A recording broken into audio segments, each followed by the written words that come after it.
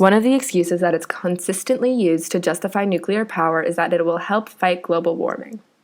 As an alternate energy source to fossil fuels, nuclear power seems appealing. But at this point in time, with global warming in full effect and signs showing in all parts of the world, any alternative to fossil fuels sounds appealing. Arguments for nuclear power include elements such as reduction of carbon dioxide emissions, but do not touch on the larger problem. The scientific community has proven that one of the most effective, if not the most effective, ways to help counteract global warming is to minimize the need for energy on the grand scale, not simply switching power sources. Ward, 2005, page 4. Switching to nuclear power does not help meet this goal. Ward explains this. Switching the entire world's electricity production to nuclear would not solve the problem. Moreover, by diverting the world's resources from sustainable energy production to nuclear power, it would only exacerbate the problem by diverting scarce resources away from those technologies which offered real hope for addressing climate change. Ward, 2005, page 4. This is to say that putting more money into building nuclear power plants and developing new nuclear technologies does not help. Rather, it makes valuable resources and capitals away from science that may actually lead to change. Nuclear power is expensive and proven to be ineffective in solving the Earth's global warming process, but it is profitable and money will continue to be poured into it by big business and government. After hearing of all the negative effects that radiation and nuclear power has on the environment, wildlife, and humans, one would question how someone could even think of supporting the use of these dangerous products. Unsurprisingly, one of the main reasons nuclear energy is still being further explored and used is capitalism, especially in the United States. Ernest Moniz, who is the United States Secretary of Energy, wrote an article entitled, "Why We Still Need Nuclear Power." Nuclear power generation is also relatively cheap, costing less than 2 cents per kilowatt hour for operations, maintenance, and fuel. Moniz, 2011. So even though many lives have been devastated from nuclear fallout and radiation, many people have contracted life-threatening illnesses, and the environment has been negatively impacted. Moniz and many others think it is the best to use nuclear energy because it is relatively cheap. It is so frustrating that people can think this is okay. Is our society really so concerned with saving money and profiting that we can just negate the thousands upon thousands of lives that have been desecrated and the contamination of our environment? Another thing to consider is that the person who quoted this is in high power in the government, especially in the energy department, so he's helping make these decisions on the use of nuclear energy. Clearly, the government is more concerned with profit than human life in our ecosystem.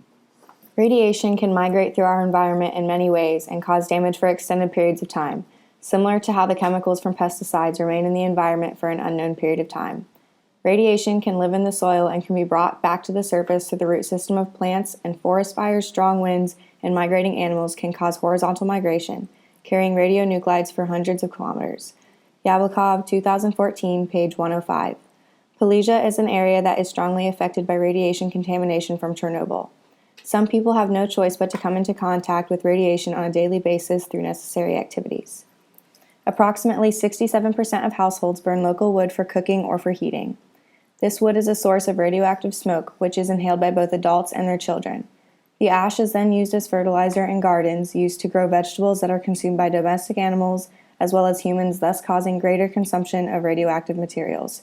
Wertelecki, 2014, page 120. The damage done from Chernobyl should make it clear that nuclear electricity brings the same level or risk to humanity and the Earth as nuclear weaponry. Yablokov, 2014, page 170. The morality of the use of nuclear weaponry is a divisive issue in the United States. Nuclear forces are what helped the U.S. supposedly win World War II, caused us to rocket to superpower status within a matter of years, and allows us to hold our current position as the world's police. No other nation wants to find themselves fighting against a powerhouse that stations nuclear weapons in every corner of the globe, especially one that possesses the B-83, the strongest warhead in the world. Diaz, 2009. But dismantling nuclear weaponry may be worth fighting the U.S. for. The most famous use of nuclear weaponry was at the hands of the U.S., and it still affects the island nation of Japan almost 70 years after their drop-off. One conservative estimate places the death toll of the bombings around 150,000 in the city of Hiroshima and 75,000 in Nagasaki, according to the Children of the Atomic Bomb in 2007. These estimates are difficult to make exact because of the long-term effects of the bomb that killed survivors weeks, months, and even years afterwards. And those who are exposed to the bombs still today are subjected to a regional form of discrimination that marks them as dangerous to go near because of a supposed toxicity. This discrimination prevents bombing survivors from getting jobs, getting married, and receiving proper health care, Hibakusha Stories Editors, 2013. The myth is so influential that it affects people today. The thousands of families who escaped the Fukushima nuclear plant meltdown suffer from this myth because it deems them supposedly too radioactive to treat or even go near. So not only did these bombings kill hundreds of thousands of people, they also employed a significant social prejudice that prevents victims from leading normal lives 70 years after their drop-offs. Incredibly, the US and many other nations still threaten their enemies with the use of nuclear employment.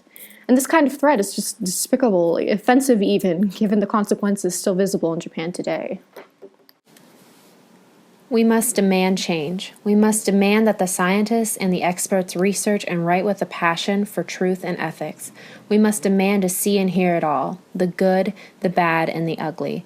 We must demand that nobody should worry about getting cancer or losing children because our government is negligent in its education about nuclear energy.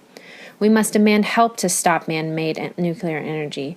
We need to question everything until the facts are not hidden from us.